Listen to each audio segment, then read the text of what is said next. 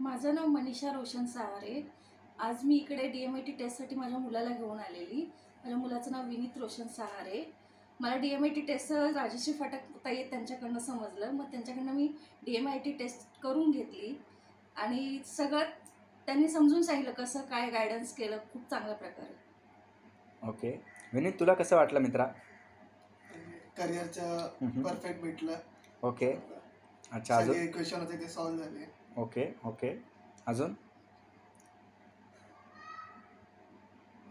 तुला का करायची होती टेस्ट? म्हणजे मी त्याच्यात करिअरमध्ये आहे तो हां. बरोबर आहे की नाही. ओके, मग तुला रिपोर्ट पटला का? हां ओके, सो काय वाटतं तुला याचा बेनिफिट होईल का? होईल. काय काय बेनिफिट होईल तुला? फ्युचरमध्ये चांगलं होईल. जसं? करिअर निवडण्यासाठी करिअर चांगलं होईल. ओके अजून? तुम्हाला काय वाटतं मॅडम, विनीतला फायदा होईल का याचा? होईल, खूप होईल. ओके म्हणून मी त्या ताईंशी बोलली, हां हां हां एकदा करून घेऊया त्याची. Okay okay okay so overall तुम्हाला रिपोर्ट कसा वाटला, पटला का तुम्हाला? हो हो ओके, सो तुम्हाला वाटतंय की याचा फायदा बाकीच्या पालकांनी पण घेतला पाहिजे? हो घेतला पाहिजे. का केलं पाहिजे त्यांनी?